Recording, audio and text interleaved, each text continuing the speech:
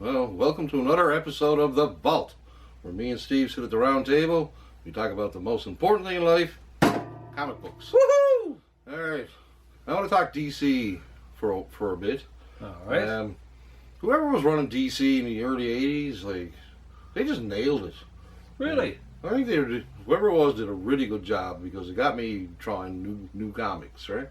They used to have these inserts into the comic. This one's the Captain Carrot one. And I remember as a kid being on the news, looking at the news rack, and seeing DC Comics Presents number 26. And it had a 16-page New Teen Titans preview, free preview. And it also had an extra 8 pages of comic, because remember they were doing that at the time? And the extra 8 pages would be somebody else, like Sargon the Sorcerer and whatever. Oh, Aaron. And stuff like that, right? Yeah, okay. So 10-year-old me is like, for 50 cents, it seems like a great deal, so I bought it. And ended up buying Teen Titans number 1. I didn't like it. Okay. And so I didn't collect it. That's George Perez, wasn't it? Yeah. I wish I had about number 2. That's first Deathstroke, but anyways. So it wasn't until this issue I saw on the newsstand. Number 16. And I didn't buy it for the Teen Titans. I bought it because it was first Captain Carrot. He looks super cool, right? I really like Captain Carrot. It was a great series. I really like it as well. Yeah, Scott Shaw, right? And then I kind of liked this Teen Titans story in it. I was like, okay, not bad.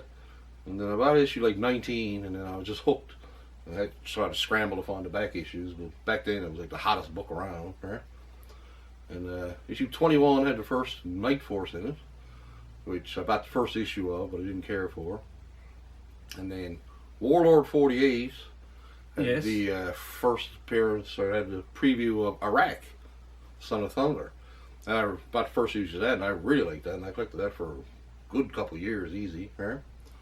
I was buying Legion at the time, and 298 had the first Amethyst, and I liked it. I bought her. That's my birthstone, everybody. Yeah, she was alright.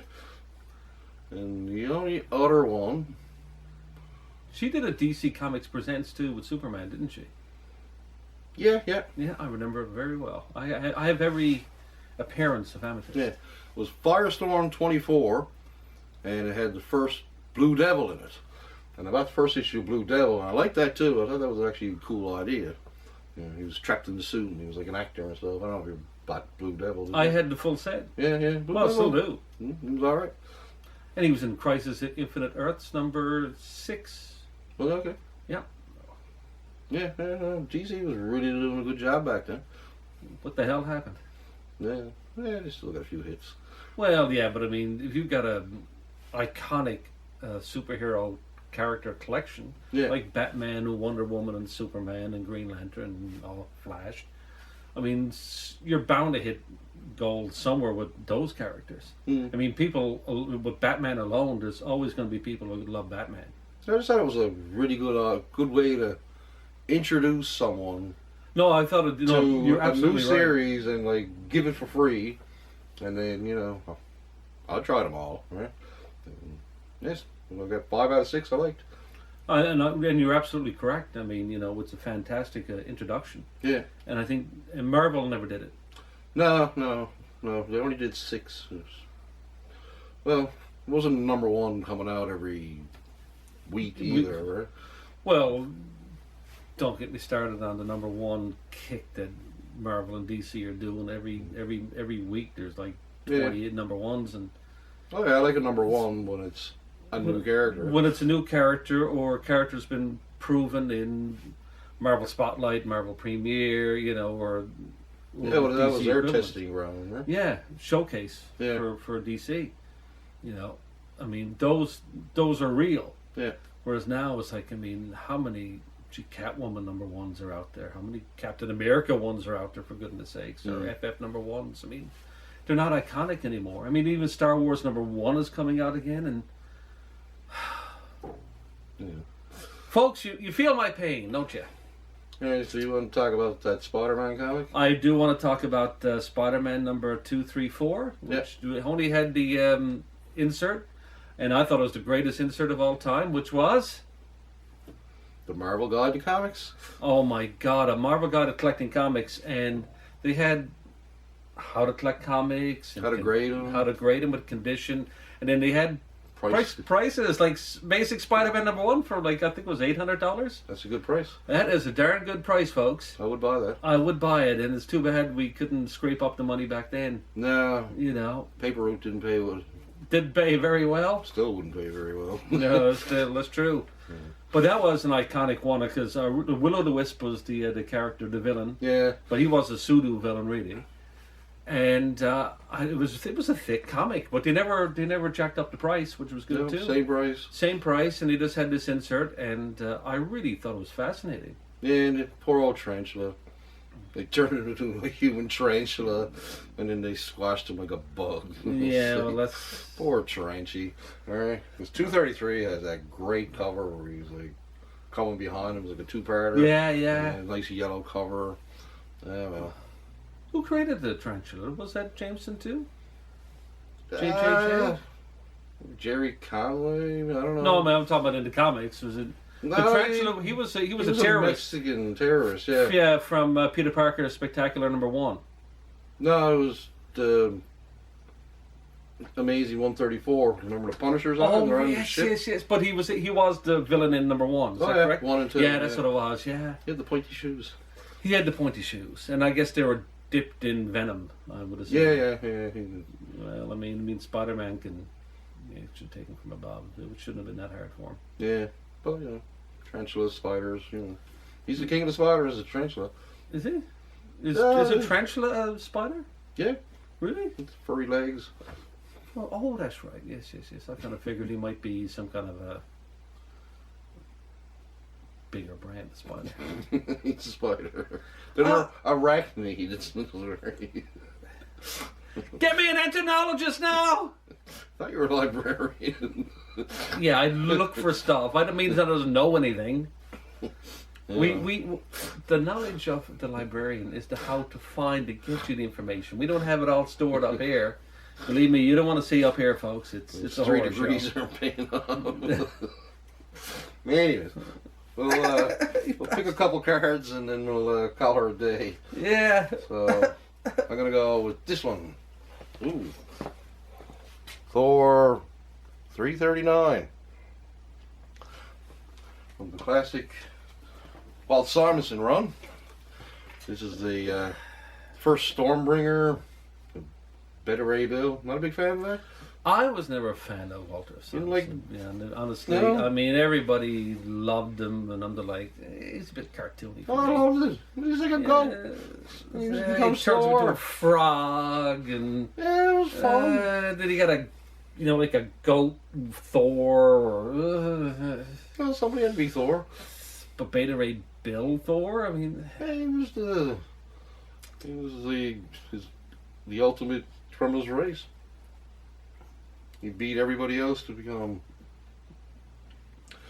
Well, they're looking for a new planet, basically. So what happened to the real Thor? Yeah, I think Odin got pissed off at him. And again, Odin had anger management issues, folks, and they should have got down and had a little father-son chat and resolved it peacefully. Not just take away his superpowers every time he gets upset, because that wasn't the first time he lost his superpowers. Or because we remember during the mystery, Thor was a bit of a cowboy when he wanted to be. Sometimes he was a cowboy. Sometimes he's got to be slapped on the wrist, right? Oh, are you allowed to do that these days? No, you could back then. You could back then, folks. It was the 80s. He was the Odin son. All right, you're gonna pick one. And I did have that comic. Let's have a look here.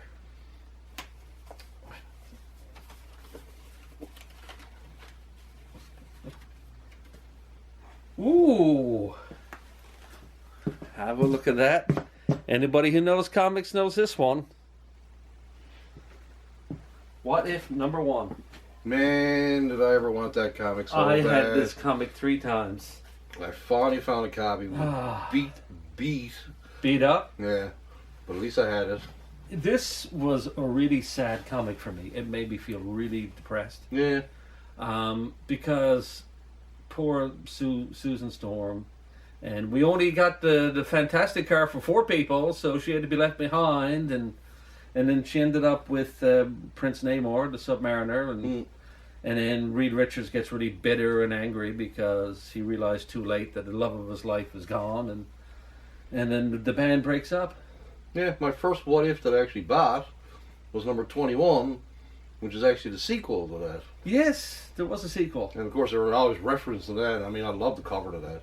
The cover was great, and he had the Spidey with the 5, with the spider, with that arachnid. And they had the nice square bound, format. And he came out every 2 months, so, you could collect it.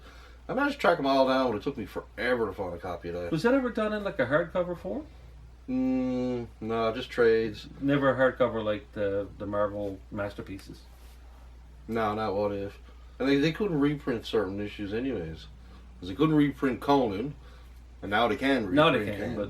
And they couldn't reprint 16, because that was Fu Manchu. But I still don't think they can reprint that one, right? No, well, who owns copyright to Fu Manchu? Because that's an old character. Yeah, it's super old. Yeah, I don't know. If only we had a librarian here to research that information. You can find out for next week. I could find out. Yeah. Maybe.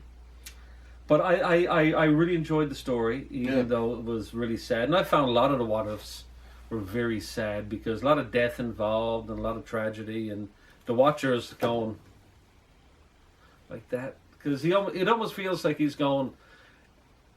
this is the way it should turn out, but this is a crappier universe where it all ends in tragedy. Yeah, that's why I like them. Really? Yeah. No, why couldn't it be a happy universe where, the Fantastic Five are saving the day and... They do for a while, but then, I think that they should have had one of my favorites was 34. Which one was that? I remember there was a parody issue with all the one-page jokes and stuff. And the Watcher's on the cover, and he's like, "Oh no!" Oh yes. Yeah, we had those kids. They came out around the same time as the Fantastic Four roast that Fred Hennick did. Oh, that was really good. I like that. I remember me and my buddy, we having them, we were just sleeping over and was like laughing our arse off. Right? We were elementary school. Whatever happened to Fred Hembrick anyway? Is he still doing anything or? I haven't seen him do anything in a while. No, he did. He did some really good stuff. I mean, yeah, I always liked the Marvel Age. It was 2 page. He did. Yeah, he did the 2 pages spread, for Marvel Age, and he did a serious comic once. It was the Death of the Fly. Yeah, that was Assistant Editor's Month. Yes, Assistant Editor's Month. They all went wacky. Yeah. And so they put him on the serious comic. Yeah, and the curly knees and stuff. yeah. It was a really tragic story in Fred Hembrick. It was really it was new. It was interesting anyway. Oh yeah, I always like the style because it was so different from everybody else. Right? Yeah, nice and cartoony. It was fun. Yeah, exactly. All right, well I guess that'll do for another week. So keep reading comics. Yeah, well, thanks guys for watching another issue of. No problem. Bye bye.